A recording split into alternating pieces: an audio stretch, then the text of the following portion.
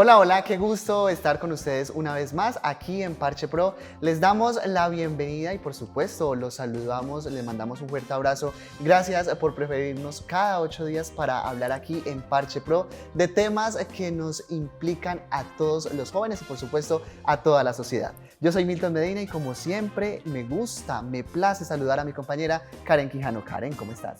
Gracias Milton, qué gusto estar aquí contigo y con todos ustedes en este espacio. Gracias por preferirnos, porque sabemos que en este espacio tal vez están en el trabajo, tal vez están con sus familias, relajaditos, y nos han escogido para que hablemos de temas que nos importan a los jóvenes, que están siendo relevantes en estos momentos en nuestra sociedad. Y el tema de hoy es muy importante y sabemos que todos estamos preocupados y queremos también aportar a la transformación de ello, y es la adaptación al cambio climático en asentamientos informales. El cambio climático nos afecta a todos, pero en lugares de vulnerabilidad está afectando mucho más. ¿Qué podemos hacer? Hoy vamos a profundizar en ello. Karen, y como siempre, la invitación es para que desde ya se conecten a través de nuestras redes sociales. Recuerden que nos pueden seguir en Facebook, Instagram, Twitter, YouTube como @canal Univalle TV y en @UnivalleCol. Por esos dos medios ustedes nos van a poder dejar sus preguntas, por supuesto sus opiniones, también sus sugerencias. En este programa, como siempre, tendremos dos invitados especiales que nos estarán contando desde su larga experiencia, trayectoria y por supuesto profesionalismo sobre este tema que, como ya les indicaba inicialmente, es de interés total. Pero por el momento vamos a ver esta pequeña nota de contexto para que entremos en materia de qué es lo que está sucediendo con el cambio climático en los asentamientos informales. La adaptación al cambio climático en asentamientos informales representa un desafío crítico a nivel mundial, debido a la combinación de condiciones precarias de vivienda y la creciente amenaza de eventos climáticos extremos. Por el aumento considerable de los desastres naturales en las últimas décadas, que tienen relación principalmente con el cambio climático, distintas entidades alrededor del mundo están desarrollando nuevas metodologías para determinar el nivel de riesgo que puede presentar un país frente a la ocurrencia de desastres naturales. Por otro lado, las ciudades están realizando un esfuerzo considerable para hacer frente a la crisis climática a través de los aportes de las comunidades e instituciones públicas y privadas, que transforman acciones en el desarrollo de políticas públicas, infraestructuras, soluciones de diseño urbano y tecnologías. Sin embargo, sería importante incluir con mayor frecuencia a los barrios con mayor vulnerabilidad. Según estudios realizados por la ONU Habitat, señalan que el 17% de la población mundial y el 33% de todos los habitantes urbanos viven en asentamientos informales, entornos no planificados y viviendas precarias. Se espera que para 2030 este número se duplique. Hoy en Parche Pro, adaptación al cambio climático en asentamientos informales. Poder enfrentar el cambio climático es un tema que nos toca a todos. Así que por eso hoy en Parche Pro queremos aportar y profundizar qué acciones están adelantando y cómo nosotros los jóvenes podemos aportar a ello. Para eso les vamos a presentar a nuestros invitados. Bienvenidos. Queremos presentarles primero al profesor Osvaldo López. Es profesor titular de la Universidad del Valle, de la Escuela de Arquitectura, doctor en urbanismo de la Universidad Nacional Autónoma de México. También es magíster en desarrollo sostenible, en énfasis en prevención y atención en desastres. Profesor, bienvenido.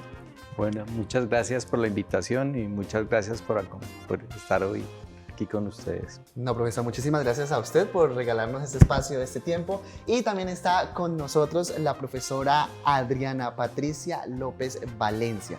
Ella es profesora titular en la Escuela de Ingeniería de Recursos Nacionales y Medio Ambiente de la Universidad del Valle. También es arquitecta. Ella ha venido desarrollando diferentes investigaciones a lo largo de los últimos años de todo el tema ambiental. Pero justamente, doctora, nuevamente le doy la bienvenida aquí a este espacio de Parche Pro y gracias por compartir con nosotros su conocimiento y toda su experiencia. Gracias, Milton. Bueno, entremos en materia. Karen, ¿qué le parece? Claro que sí. Y para entrar en materia, quiero contarles que ya empezaron a llegar los tweets. Así que empecemos con uno, ¿te parece? Dice Javiera, se requiere una apertura y tratar temas de ciudades resilientes, medidas de adaptación al cambio climático. La gente no entiende qué está pasando. Para ello, pues empecemos a conversar puntualmente qué es el cambio climático y qué está pasando, porque lo escuchamos mucho. Entonces queremos preguntarle esto a la profesora Jennifer, Adriana, perdón. ¿Qué está pasando qué es el calentamiento global y qué está pasando?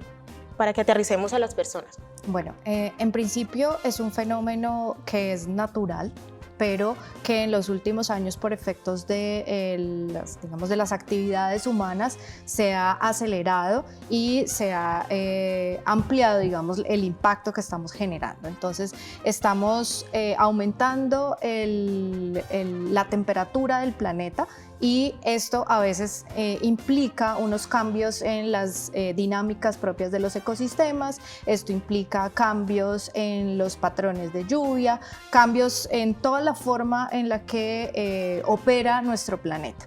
Y pues evidentemente es un poco culpa nuestra, ¿sí? Hemos sido responsables de todos estos cambios que están sucediendo. A la vez, pues nosotros somos los más afectados porque dependemos enormemente de las condiciones naturales, normales del planeta para sobrevivir. Una temperatura más elevada en el planeta podría hacernos desaparecer. Entonces, creo que eso es lo más importante que debemos saber, y es que nos puede afectar. Entonces, en la medida en la que nos puede afectar, tenemos que hacer algo para enfrentarlo, saber en principio que es real, que existe, y que todos podemos hacer algo, así sea pequeño, para contribuir a mejorar las condiciones. Profesor Osvaldo, hay una palabra clave que es la adaptación. ¿Por qué es importante la adaptación en este tema del cambio climático? Bueno, porque precisamente por el fenómeno de cambio climático, las condiciones principalmente meteorológicas en el mundo y en las ciudades pues ha venido cambiando. Pues las ciudades han venido creciendo, han sido diseñadas para muchos años, para que duren muchos años, y pensadas hace muchos años también. Precisamente la adaptación es adaptarse a esas condiciones cambiantes y de alguna manera ser resiliente a los posibles impactos que generen los fenómenos climáticos, principalmente lluvia extrema y sequía extrema. Entonces, nosotros lo que hemos venido entendiendo es cómo esos fenómenos desde los asentamientos se podrían mitigar a través de acciones concretas desde la arquitectura, el urbanismo, el medio ambiente, y lograr que la gente siga teniendo buenas condiciones de calidad de vida, porque finalmente esto es lo que termina afectando. Pues yo me imagino que todos se han dado cuenta en las últimas semanas, por ejemplo, que ha habido un clima extremo en Cali, pues eso se ha sentido porque sienten más calor, porque es más caluroso, porque necesitan, por ejemplo, mantener ventiladores, aires acondicionados. Entonces nosotros lo que buscamos es a través de precisamente de usar, por ejemplo, mejorar la arborización en las ciudades. Eso es un tema, por ejemplo, que ayuda a disminuir la isla de calor que se presenta en la ciudad. Entonces, pequeñas acciones que lleven realmente a mejorar la calidad de vida de la gente que vive en las ciudades. Y obviamente nos hemos dado cuenta, por ejemplo, desde hace años, en los asentamientos informales y en general también en las urbanizaciones, cómo es necesario adaptar esas condiciones de la vivienda para que pueda responder mejor ante esos fenómenos. Aquí hay algo importante, profe, qué pena interrumpirlo, y es lo siguiente. Hablamos de asentamientos informales. Quizás cuando hablamos de asentamiento, uno podría decir, pues es que ya estamos hablando de algo informal, porque lo relacionamos con este grupo de personas que quizás llegan a un lugar, digamos, de una forma no correcta a construir sus hogares. Pero la palabra asentamiento formal o asentamiento informal, ¿qué significa? Bueno, básicamente el asentamiento formal o en general un proceso de urbanización, pues es un proceso que está, pues de alguna manera se rige por la planificación urbana que se dicta desde las ciudades, de las oficinas de planificación urbana. Y los asentamientos informales generalmente son asentamientos espontáneos que nacen en el territorio sin el control ni el seguimiento por parte de planeación municipal, de las mismas empresas de servicios públicos. No hay acueducto, no hay alcantarillado, y una de las condiciones generalmente que se presentan en este tipo de asentamientos es que se localizan en áreas de alto riesgo por deslizamiento, por inundación, que tiene fenómenos asociados a aumentar la vulnerabilidad. Por eso es que se habla que los asentamientos informales son más propensos a ser vulnerables porque están localizados en zonas que generalmente no deberían estar, porque ante fenómenos extremos pues tienden a sufrir mucho la población porque generalmente tienden o a derrumbarse las casas o a verse afectados por inundaciones, muchas veces incendios, entonces eso está ligado a eso. Esto no quiere decir que los asentamientos formales, por ejemplo, estén libres de ese tipo de fenómenos, porque claro, al ser un fenómeno global, el de calentamiento global, pues terminan afectando a todos. La diferencia está en cómo responde ante esos elementos y por eso se habla que hay mayor vulnerabilidad de los asentamientos informales frente a este tipo de fenómenos meteorológicos, por ejemplo. Profesora Adriana, pues según lo que nos dice el profesor, estos lugares informales pues tienden a ser más vulnerables ante el calentamiento global. ¿Qué acciones se han venido adelantando para poder ayudarlos a mitigar esta situación? En principio, a nosotros nos interesan mucho las acciones que hacen las mismas personas en estos asentamientos. Tendemos también a pensar en que simplemente son asentamientos que están allí y que están mal porque son de origen informal, pero en su interior se gestan muchísimas estrategias locales que empiezan a mostrarnos que hay allí ya procesos endógenos de adaptación. Entonces, la misma necesidad de tener que enfrentar un fenómeno y enfrentar que están inundándose constantemente o que se están deslizando sus viviendas constantemente, hace que surjan procesos desde la misma comunidad, los mismos vecinos o en las mismas viviendas generan algunas estrategias que nosotros tratamos de identificar para ver cómo las podemos fortalecer. Fortalecerlas significa entrar en procesos, por ejemplo, de formalización y en esos procesos de formalización cómo se pueden amarrar política pública, cómo se puede amarrar elementos técnicos de mejoramiento integral, cómo se pueden amarrar ejercicios ya de tejer esos lazos comunitarios para fortalecer a esas personas y fortalecer la resiliencia en esos lugares. Entonces, lo que nosotros buscamos principalmente es que esas estrategias se visibilicen y que sean tenidas en cuenta en los procesos formales de intervención, porque muchas veces hay muy buenas ideas de adaptación a cambio climático, pero que llegan de arriba hacia abajo sin, digamos, ninguna enlace de contexto de cómo viven realmente las personas. Entonces, se pierden, por ejemplo, procesos culturales que traen estas personas. A veces vemos gente que ha migrado del Pacífico colombiano y que llega a la ciudad de Cali y que busca continuar o perpetuar una forma de vida tradicional, por ejemplo, cercano a los ríos, con una conexión con el agua distinta a la forma que como culturalmente nosotros lo vemos desde el lado de la ciudad, desde el lado de los citadinos de Cali. Entonces, tendemos a pensar que la intervención en estos lugares es simplemente regularizarlo y las estrategias son iguales para toda la ciudad. Entonces, en principio, saber que pueden haber estrategias divergentes o distintas que como que consolidando procesos culturales y de pronto conciliando algunas de las formas de habitar el territorio podrían llegar a ser mucho más efectivas. Claro que sí, profe. Y en lo que usted nos cuenta es evidente el papel fundamental que tienen las mujeres en cada uno del desarrollo de estos proyectos. Su papel fundamental en la construcción de tejido social en esos lugares informales es fundamental. Vamos a estar hablando de esto después de que volvamos de patrocinadores para que profundicemos acerca de cada uno de estos avances y de cada una de estas propuestas que dan las mujeres en estos espacios. Así que nos vemos en unos minutos.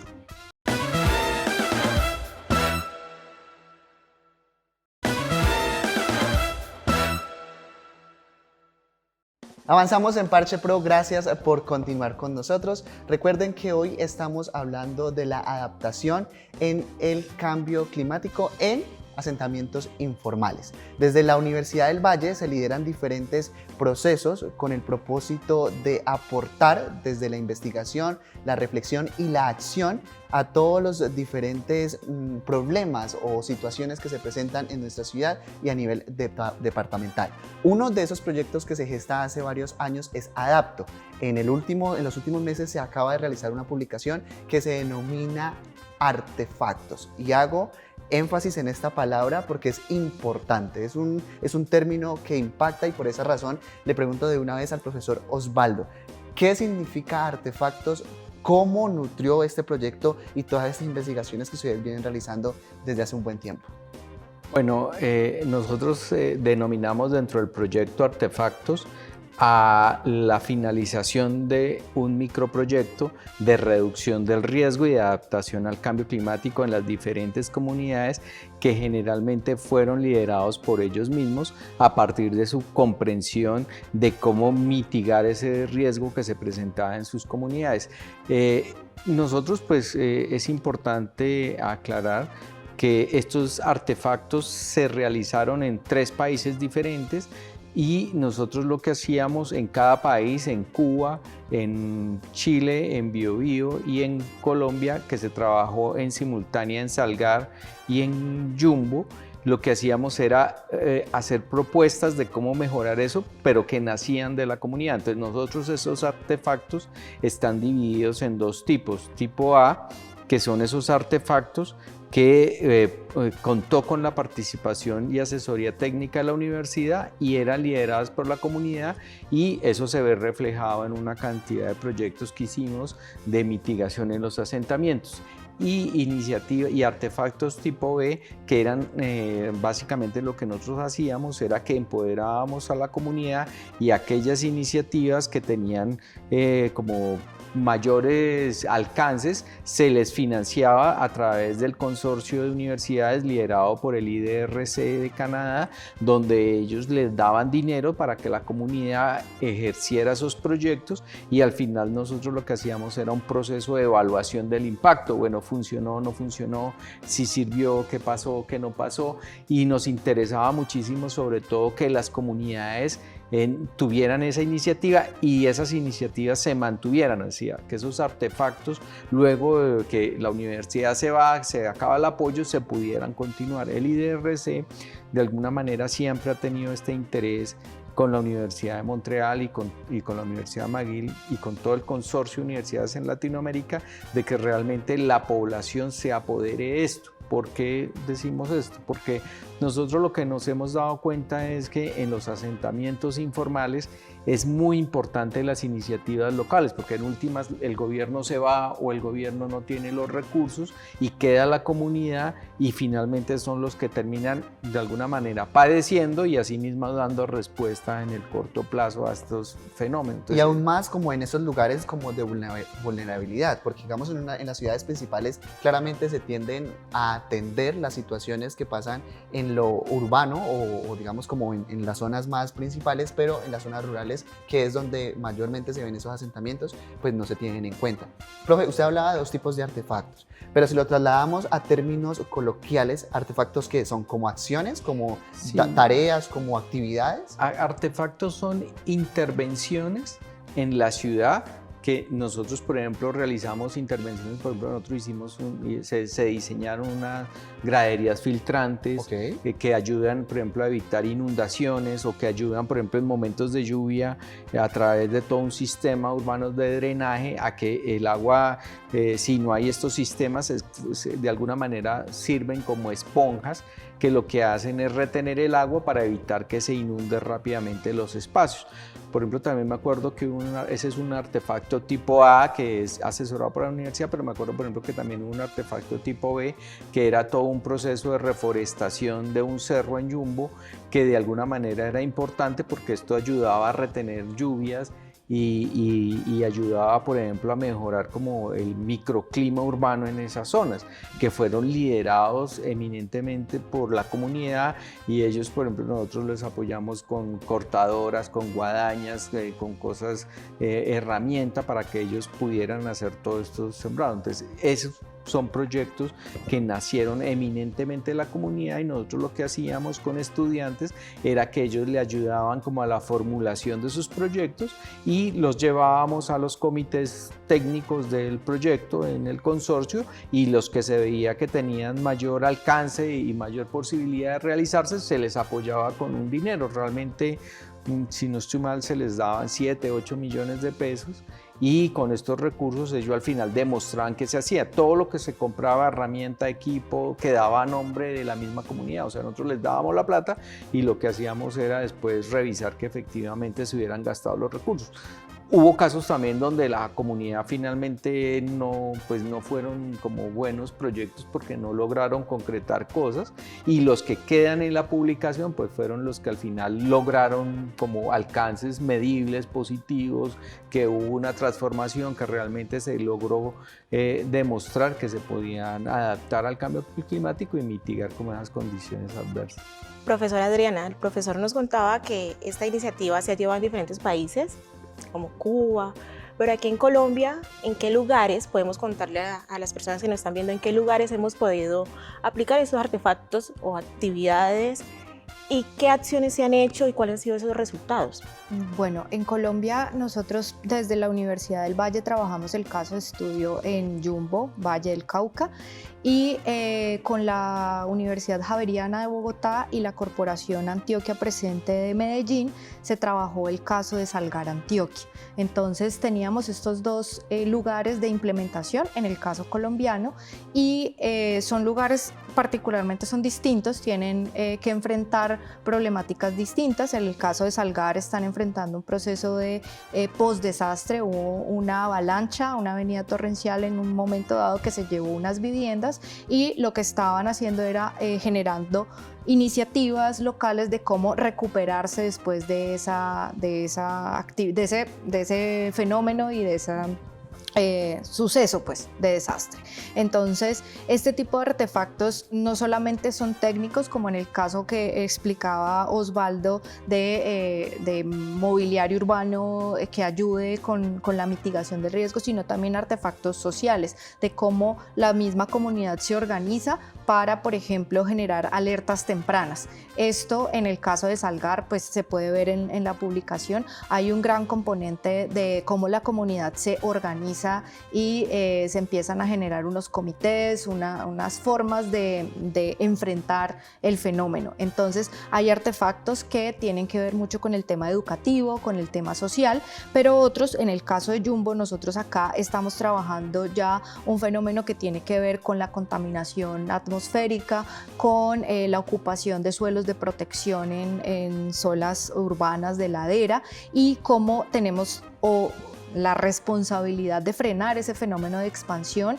hacia esos suelos de protección. Entonces esa expansión urbana descontrolada, ¿cómo poder frenarla? Entonces surgieron algunos proyectos como bordes urbanos, de cómo generar esos bordes urbanos, y desde ahí aparecen estas iniciativas que buscan el cuidado de algunos nacimientos de agua por parte de las comunidades, estar en procesos constantes de reforestación, pero a su vez también cómo generar iniciativas de bajo costo que permitan que las personas en sus casas repliquen por ejemplo, esta gradería filtrante que elaboramos en conjunto con las comunidades en uno de los parques del barrio Las Américas en Yumbo. Entonces, a partir de esta intervención en espacio público que ayuda a retener el talud, a filtrar el agua lluvia, a reutilizarla, se pueden trabajar procesos educativos de esas técnicas constructivas que luego pueden ser replicadas en las viviendas. Las viviendas, por ejemplo, que a veces hemos visto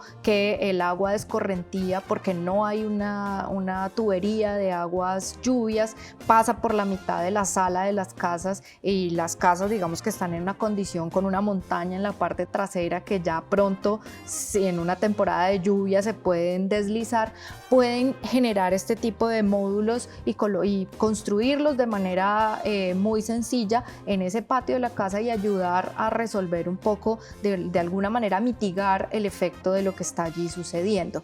Estas técnicas que nosotros desarrollamos son técnicas de bajo costo, son sistemas urbanos de drenaje sostenible que digamos contaron con toda la participación tanto de la empresa privada, porque nos ayudaron con la donación de materiales, en el caso pues de Yumbo, y con las comunidades porque hubo mano de obra que normalmente son las personas de la comunidad o de estos barrios informales que trabajan y son la mano de obra de toda la ciudad. Entonces ellos conocen de cómo son las técnicas constructivas, técnicas tradicionales, y nosotros hicimos allí una generación y que se queden unas capacidades instaladas para poder seguir produciendo nuevos artefactos. Y es que eso es lo importante, ¿no? Porque Quizás algunas personas consideran de que para generar algún tipo de cambio necesitamos la cantidad de herramientas o un capital impresionante, y no, desde nuestra casa, desde acciones pequeñas, podemos empezar a generar estos cambios que tanto lo agradece el medio ambiente. Y con base a eso ya tenemos una opinión elegida de otro usuario de Twitter, es Amelia Díaz, y nos dice lo siguiente: la adaptación al cambio climático debe ser una prioridad en la planificación de infraestructuras en todo el mundo. Ya saben que ustedes a través de nuestras redes sociales pueden dejarnos también sus preguntas. Aquí con estos dos expertos de la Universidad del Valle, de nuestra universidad, estaremos contestando todo lo que ustedes deseen saber. Por el momento vamos a hacer una pequeña pausa a patrocinadores y no se despeguen, ya regresamos aquí en Parche Pro.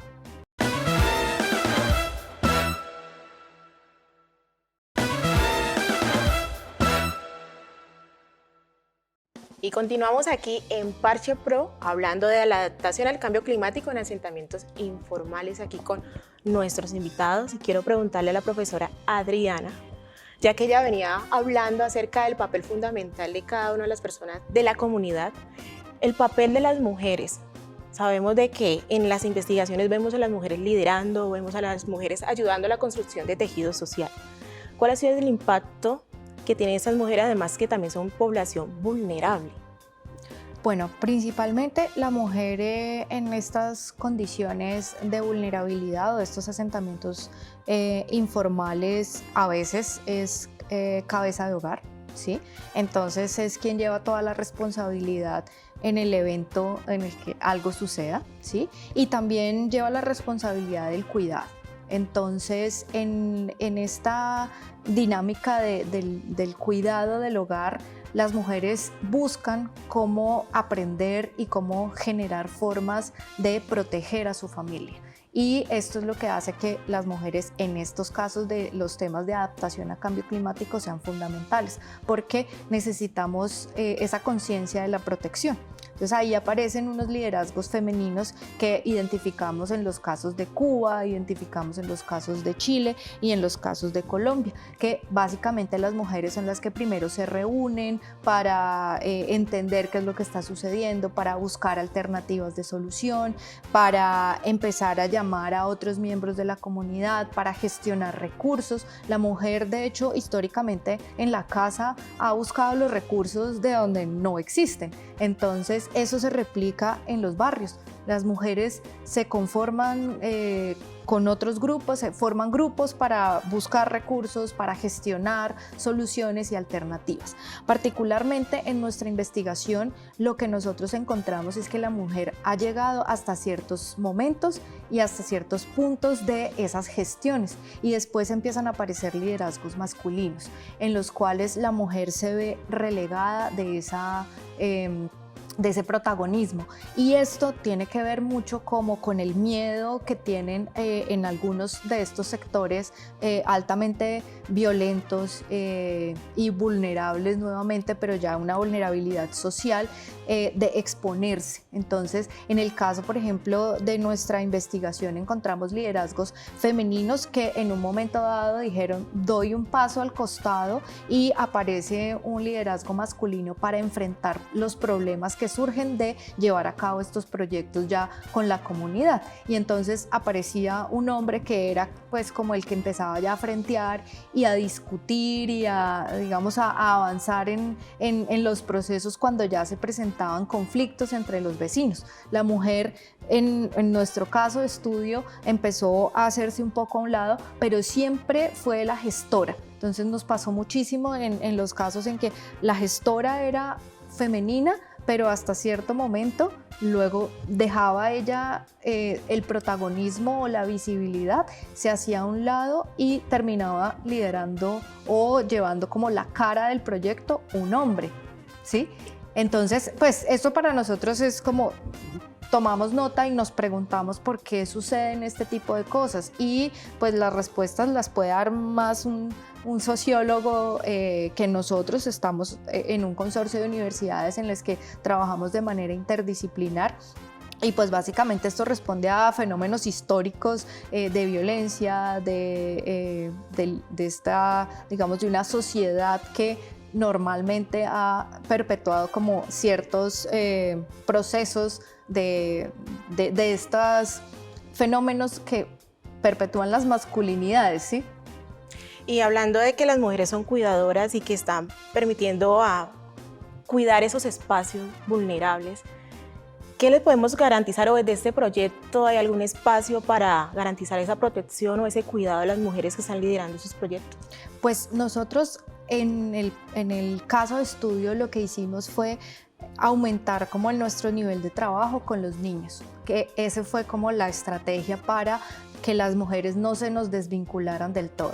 Los niños para nosotros siempre fueron importantes para poder como colocar su voz en estos procesos, y con los niños podíamos nuevamente ingresar a esa familia, ingresar a que las mujeres siguieran haciendo parte del proceso y que no se quedaran como relegadas de los ejercicios. Entonces, el involucrar a las familias de manera completa fue la manera en la cual nosotros propusimos y realmente obtuvimos algo de éxito en continuar con los procesos femeninos. Interesante el poder cuidar de cada uno de los integrantes de la sociedad puntualmente, estamos hablando de las mujeres y los niños, para que de alguna forma esos proyectos no se caigan y no se desanimen y no queden frustrados, Milton. Karen, pero hay algo también bastante importante, y es que para la construcción de una sociedad claramente pues se necesita el aporte de todos, ¿sí? Digamos desde los organismos públicos, desde los organismos privados, pues porque todos habitamos esta casa que es una casa común. Desde la política ambiental, ¿cómo pueden responder a los ciudadanos a las expectativas o a las necesidades que estos tienen? Bueno, en los últimos años las ciudades, pues liderados principalmente por las oficinas de planificación urbana, han estado cambiando las políticas, por ejemplo, de los planes de ordenamiento territorial. O sea, por ejemplo, en Bogotá, en Cali, en Medellín, en las principales ciudades colombianas, los nuevos POTs se están construyendo a partir de entender cómo adaptarse al cambio climático. ¿Por qué? Porque pues, es una realidad que termina afectando a todos los ciudadanos. Entonces, dentro de esos procesos de planificación pues están acompañados también con procesos de participación, de educación ambiental, de realmente apoyar a los municipios y a los ciudadanos en ese tipo de eventos. Principalmente, por ejemplo, en Cali, en este momento, por ejemplo, está habiendo toda una modificación en la estructura de gobierno y se está proponiendo alcaldías locales, alcaldías menores, donde los alcaldes locales puedan ejercer recursos y ejecutar recursos en las comunidades y de alguna manera garantizar como esa descentralización de los recursos en las diferentes comunas, para que les permita pues, que la gente participe, que la misma gente diseñe, que la misma gente proponga proyectos, así como nosotros les pedimos a la gente, pero ya desde una iniciativa del gobierno municipal. Creo que ese es uno de los principales retos urbanos en este momento, y es esa participación ciudadana en estos procesos de planificación. Claro, no exigir, sino también poner nuestro granito de arena y tomar acción. Profesora, las comunidades o las personas que en este momento nos ven, que nos siguen a través de las redes sociales, que quieran participar de estos proyectos, ya sea, digamos, como cautivador o apoyar, digamos, en todos los procesos, pero que también vivan en alguna comunidad que se requieran este tipo de actividades, este tipo de proyectos, ¿lo pueden solicitar a la universidad? ¿Cuál es el proceso? ¿O cómo pueden presentar una investigación pues, para que esto se pueda realizar en sus territorios? Esa pregunta es muy comprometedora. Desde la universidad claramente seguimos trabajando, y la universidad por supuesto tiene las puertas abiertas para todo mundo, pero sí lo entiendo, porque pues, nos encantaría llegar a todas las zonas de vulnerabilidad, claro, donde están esos espacios, pero bueno, le cambio entonces como la consulta para no comprometernos con todos los televidentes y seguidores de redes sociales. Si de pronto quieren tomar alguna de las acciones que se han realizado, la publicación, ¿dónde la pueden encontrar? Eso, principalmente si alguien quiere replicar lo que nosotros hemos desarrollado con las comunidades con las que hemos trabajado, se puede encontrar la publicación online. Principalmente está ahora en la página de la Universidad de Montreal, es una publicación que está en español y también está en inglés, entonces se puede encontrar allí. Nosotros en la página del Laboratorio de Intervención Urbana también la tenemos disponible. A nosotros nos pueden encontrar en las redes sociales como Libro Univalle, que el laboratorio pues hace parte del grupo de investigación, y nosotros en este momento estamos desarrollando a través de un nuevo proyecto de investigación que se llama el Proyecto Sustento. Estamos trabajando con una nueva comunidad en el sector de la Comuna 20 y allí estamos desarrollando un ejercicio similar a lo que desarrollamos con Adapto, con una nueva comunidad, con nuevas iniciativas, con, digamos, otra perspectiva más allá de la gestión del riesgo, pero en la medida en la que nosotros vamos trabajando con comunidades distintas que lo requieren y vamos obteniendo financiación, pues podemos ampliar el espectro. Nosotros dependemos de la financiación de la investigación y en este momento estamos trabajando en la conformación de una red que no solamente estamos como Universidad del Valle y Colombia, sino que es una red de investigadores en Latinoamérica y el Caribe que vamos a expandir hacia Europa para poder obtener mayores recursos y poder pensar en que podemos hacer un ejercicio de estos de mucho más alcance. Bueno, es importante empezar a tomar esas acciones. Como lo indicaba inicialmente, ojalá pudiéramos llegar a todos los territorios y empezar a impactar de esta manera pues a todos los asentamientos. Profesor, ¿quiere agregar algo? Sí, sin embargo, o sea, nosotros hacemos investigación, pero también nosotros también estamos asociados como grupo de investigación al Centro de Investigación CICSE, y el centro pues de alguna manera presta un servicio a la comunidad a través de proyectos de proyectos que generalmente son contratados por el municipio, por las alcaldías, donde pues se apoya a la comunidad y principalmente se asesora a los municipios sobre este tipo de proyectos. Obviamente ya son proyectos que nacen desde la política pública de las oficinas y que de alguna manera piden el apoyo a través del CICSE y sus grupos de investigación en la formulación de proyectos macro para este tipo de comunidad. En este momento pues el CICSE está apoyando varias iniciativas no solamente en Cali, sino en todo el Valle del Cauca, también en el Huila, en otros municipios en el Cauca, y lo que se hace precisamente es a través de convenios interadministrativos. El CICSE apoya este tipo de iniciativas cuando ya son de mayor nivel y pues de alguna manera también tienen recursos macros provenientes desde las alcaldías municipales. Igual, esos son proyectos, iniciativas que se gestan desde esos centros de investigación, pero pues si pensamos de una manera general en aportar a nuestro medio ambiente, yo creo que en Internet hay infinidad de pronto de recomendaciones y sugerencias para empezar a mitigar esto del cambio climático. Por el momento vamos a hacer una pequeña pausa a patrocinadores, ustedes no se despeguen, ya regresamos aquí a Parche Pro.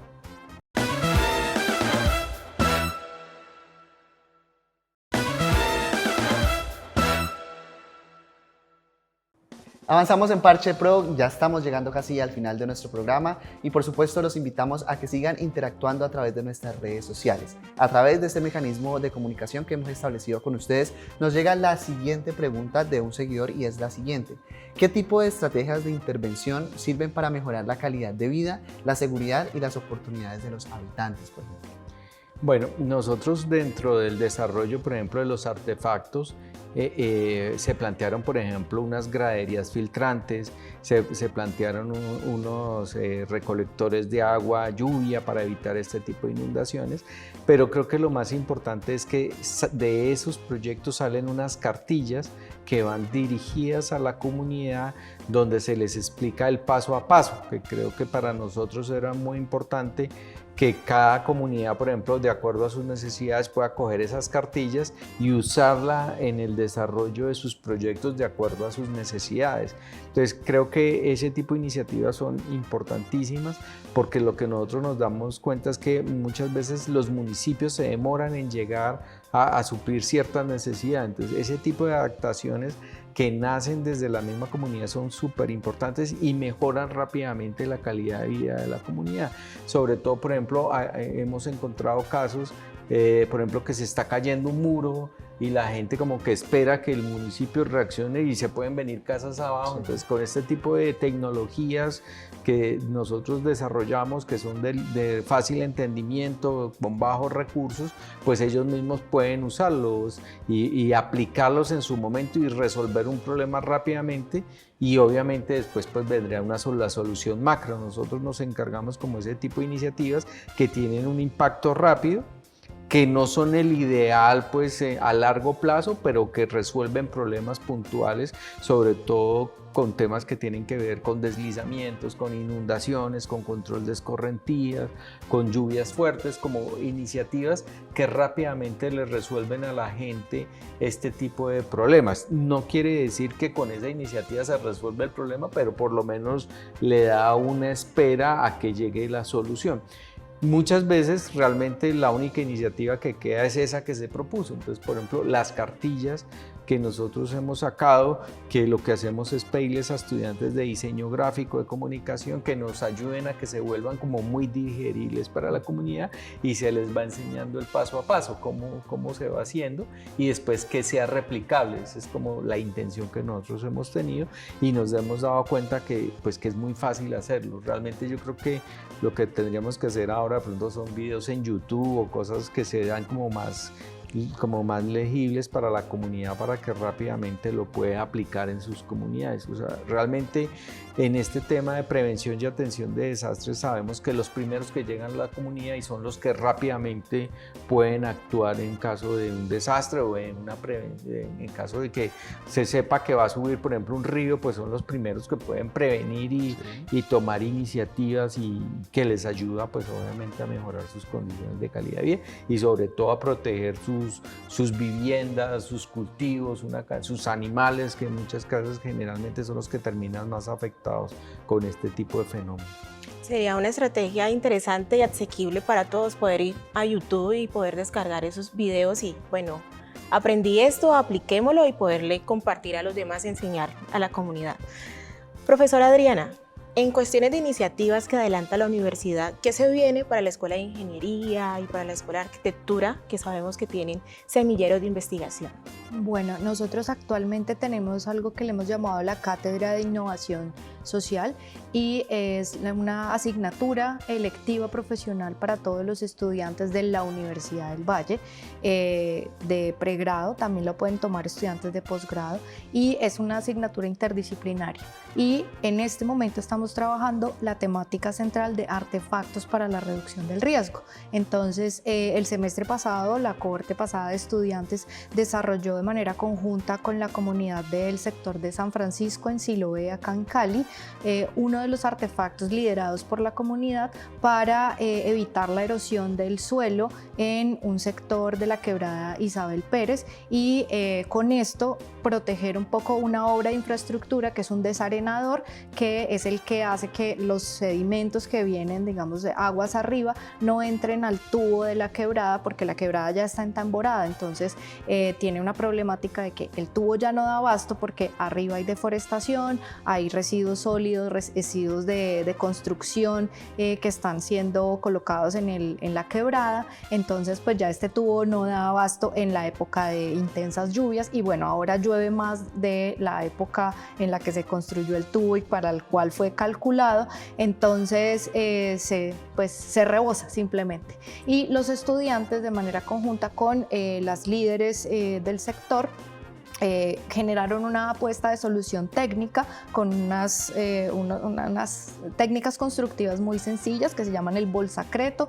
Se construyó en una jornada de intervención con la comunidad, se hicieron también unos artefactos educativos ambientales en torno a la gestión de los residuos en la quebrada Isabel Pérez y se hicieron también unos artefactos de tejido comunitario con los cuales los estudiantes pudieron interactuar con esas personas con las que estamos, digamos, ahí trabajando y tratando de resolver la problemática, con los actores del gobierno, porque tenemos el vínculo con la Secretaría de Gestión del Riesgo a través del SATIC, que es el Sistema de Alertas Tempranas Inteligentes Comunitarias, y los estudiantes tienen la oportunidad de ir a terreno, trabajar con las comunidades y hacer o generar una acción, y esa acción se convierte en un artefacto. Entonces, todos los estudiantes pueden matricular la asignatura, pueden participar de este tipo de experiencias de trabajo con la comunidad, con la empresa privada y el gobierno. Tratamos a través del laboratorio de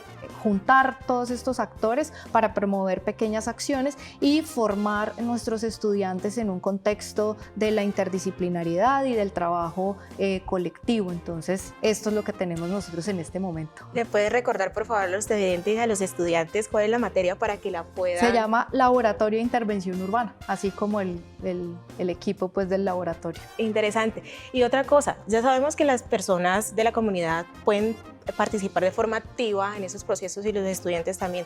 Si alguien externo quiere decir quiero trabajar ahí de forma voluntaria, quiero aprender, ¿lo puede hacer? ¿Cómo hacerlo? Nosotros en el laboratorio tenemos un voluntariado. Los asociamos a los proyectos de investigación que tengamos en el momento y al final, digamos, de ciertas horas de voluntariado les damos un certificado por parte de la Universidad del Voluntariado. Y en nuestra página web y en las redes tenemos el enlace donde pueden inscribirse como voluntarios. Bueno, entonces ahí los esperamos para que también se vinculen y ayuden a participar a mitigar esa situación de calentamiento global en estos lugares de vulnerabilidad. Y en todo lado, Karen, porque reitero nuevamente, cuidar nuestra casa común es responsabilidad de todos. Quiero leer los comentarios que nos llegan a través de Twitter, ya casi se nos acaba el tiempo, y es el siguiente. Daniel Senderos nos indica lo siguiente: reverdecer nuestras ciudades es una herramienta de adaptación al cambio climático. Ahora más que nunca nuestras ciudades deben ser resilientes a esta situación. Es importante, ¿no?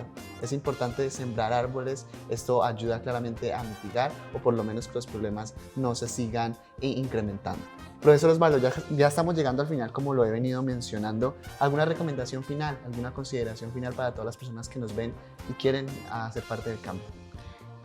Lo más importante en este momento es cómo desde la casa, nosotros una cosa que nos hemos dado cuenta es que muchísimas acciones de mitigación nacen en la vivienda a través de pequeñas acciones. O sea, creo que eso es lo más importante, que por ejemplo que se recicle, que no se bote basura a las quebradas, que se cuide el medio ambiente, que no se contamine el agua.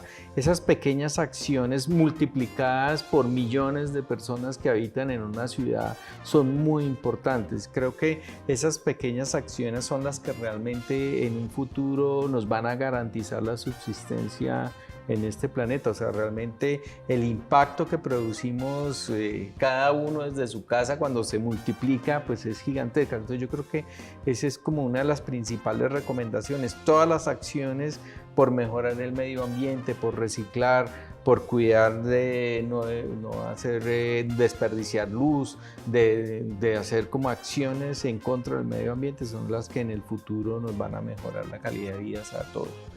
Una cosa que uno se da cuenta en estos elementos de impacto ambiental es que es un propósito de todos, o sea, es un propósito y algo que nos afecta a todos, o sea, no solamente si yo contamino me va a afectar a los otros, sino a mí. Entonces, sí, eso claro. Es súper importante entenderlo, que esas pequeñas acciones locales van a tener un impacto global. Importante esas acciones, pequeñas acciones locales. Mi abuela decía que una golondrina llama aguacero. Y es muy importante que nos toquemos porque todos estamos sintiendo, por ejemplo, la ola de calor. Sí, ya no es algo por allá lejano, sino que lo estamos sintiendo y no solamente por nosotros. Las especies también se están viendo afectadas por nuestras malas decisiones en el cuidado de nuestro hogar, como decía Milton. Bueno, Karen, así es. Pues vamos llegando ya al final de este programa. Profesor Osvaldo, profesora Adriana, muchísimas gracias por haber estado con nosotros y compartir este espacio, profesora.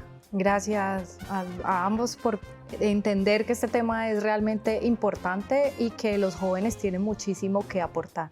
Profesor Osvaldo, muchísimas gracias por su tiempo. Bueno, muchísimas gracias por la invitación y esperamos acompañarlos en una próxima oportunidad.